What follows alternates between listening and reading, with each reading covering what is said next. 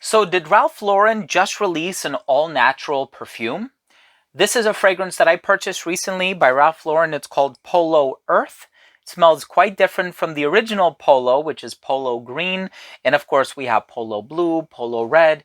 This year, we've even had a Polo Blue Parfum, which I've had the opportunity of reviewing. I actually think it's quite good. In any case, today I'm going to be giving you my thoughts on the brand new Polo Earth by Ralph Lauren. So make sure to stay tuned.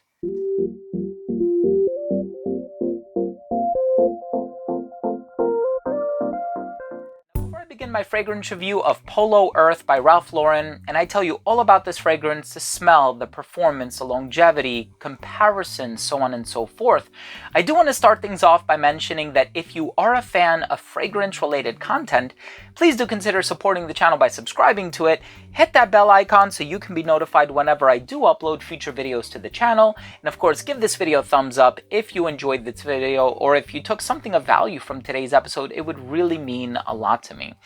So here we have a fragrance that is said to be 97% natural. Now, I know natural and organic are often quite different, even in the food industry, right? Just because something is natural, it just means that it has a natural origin or it mimics something in nature. It could still be synthetic. And so there's a little bit of like a description or an explanation on the back of the box, and it says, what does 97% natural origin mean? 97% natural origin refers to the ingredients in this fragrance that are either unchanged from their natural state or are processed, but still have over 50% of their molecular structure from the original natural source. So as long as it's at least 50% identical to the original, they're considering it natural. And so it's still quite synthetic. So the whole 50% but still 97% thing kind of reminds me of, was it Anchorman, where 60% of the time it works every time? So it kind of reminds me a little bit of that. So what that means is that, yes, you are still going to have some synthetic ingredients in here, but this fragrance is just going to do a slightly better job of mimicking what the natural ingredients smells like. And there's a lot of ingredients in here. I know they're referred to as bioessence notes if you're looking at the note pyramid. So there's citron, there's neroli, there's bergamot if I'm not mistaken, there's rose, there's mint, there's Haitian vetiver. So there's a lot of really interesting ingredients. And I smelled this one for the first time about a week and a half ago or something like that, and I said, this is totally my style. So I'm super excited to give you my thoughts on this fragrance, what it smells like, and what I get from it in terms of performance, longevity, all that great stuff. But let's start things off with the presentation.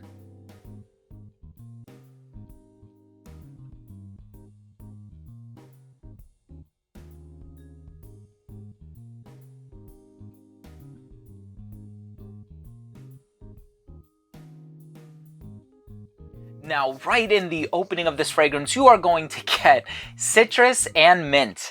And there's nothing I love more in the summertime, or, as the weather starts to get hot, there's nothing I love more than that combination of citrus and mint. Whether we're talking about 1861 Renaissance by Xerjoff, Aquadecima by Eau de Thalie, or even a Cartier fragrance, I believe it's Roadster or Roadster Sport, right?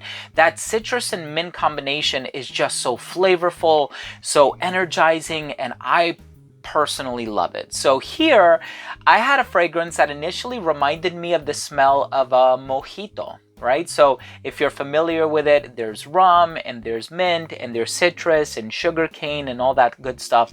And this one kind of does that for me, right? It reminded me, of Aquadecima by Eau de Thalie, but at the same time, there was a heavy dose of neroli. Now, neroli has a very unique characteristic smell about it. Sometimes I have a hard time discerning if it's neroli or petitgrain because, they're quite similar in terms of the source, although petitgrain has some woodsy tendencies that perhaps you wouldn't find in neroli, which is a bit more expensive.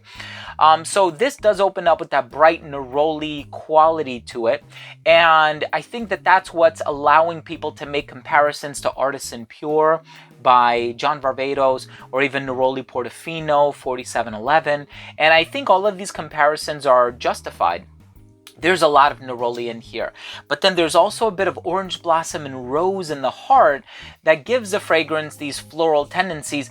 And one thing that I do have to give to the credit of the fragrance is that it does smell quite natural, right? So if you're going into it thinking, okay, is this going to smell more natural or synthetic?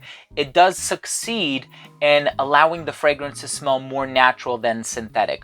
There are some fragrances out there that you just smell and you're like, wow, this just smells like chemicals. You're not going to get that from this fragrance. It's very uplifting, natural smelling, inviting, energizing, and there's a nice balance of the mint and the citrus. Just to cater to my personal taste, the mint could have been a little bit stronger, just because I love the smell of mint, whether we're talking about spearmint, peppermint, even eucalyptus in some cases. You know, I just like that very bright mentholated feel to a fragrance, but it's very nice. I think there's a nice balance in here. And even the vetiver that's lingering in the base smells quite clean. And so I like that this fragrance from start to finish has that clean, gentle nature about it that's also very energizing, and you spray it on and you feel like you're ready to tackle the day, right? So I think this is going to be a great casual fragrance. But for me, citrus has always had a refined quality. Even if you're thinking about something like Terre de Hermes, that fragrance, great for formal occasions. So in that same breath, I would say that this fragrance is also quite good for formal occasions. So I'm personally enjoying it. My wife really likes this one. Like I said, I did a haul recently and I purchased about a dozen fragrances from Macy's. And this was one of the ones that my wife really enjoyed. Some of them she didn't really care about too much, like 1 Million Elixir by Paco Rabanne. I love that stuff. She didn't really like it. This fragrance, on the other hand, she really did like. And so great, fresh, easy to wear, neroli dominant fragrance, and that does actually give a natural vibe as opposed to a synthetic, generic, or chemically vibe. So I hope you took something of value from my description, and I hope it helped to sort of paint a picture of what this fragrance would smell like. In terms of that citrus appeal in the opening, it is quite well-rounded. There's citron, there's bergamot, there's some other citrusy elements in here, but the neroli really dominates. And sometimes it can take your attention away from those other citrus ingredients, but I think the overall vibe is quite good, and I like the way that it was executed here. Let's go ahead and finish things off with my overall assessment. Now first, in terms of the uniqueness and the overall smell, I've smelled a lot of neroli-based fragrances in my life, whether we're talking about neroli Portofino or we're talking about, there was like an Al Haramain fragrance, neroli canvas, I believe. So I've smelled a lot of neroli fragrances, especially those that kind of reminded me of neroli Portofino. Number One by Thomas Kosmala is another one. So at the end of the day, I don't find this to be the most unique fragrance.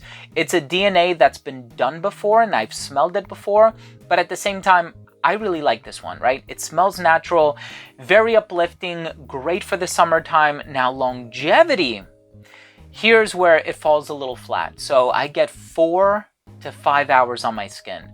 And with this being a very strong on the citrus type of a fragrance, that's kind of what I was expecting. So I'm sure that in time, if you end up finding it for a good price, it might be worth your while. I think if you're a fan of citrus and mint fragrances, if you're a fan of the note of neroli, I would still recommend that you go out there and you sample this one at Macy's or whatever other department store happens to be carrying it. But yeah, the longevity on this one is not the longevity you would get from like a Polo Red or even a Polo Blue Parfum. So if you care about a citrusy freshness, but you also care about longevity, definitely try Ultra Blue or try Polo Blue Parfum. There's a lot of other fragrances from the brand that will give you better longevity. But this one is about 5 hours. Projection was great for the first hour to hour and a half because there is so much citrus in here. And then right around that 3 to 3.5 hour mark, it started to become rather quiet. Versatility on this one, I think you can wear this one casually or dressed up. Hotter weather is really the best time to wear this one.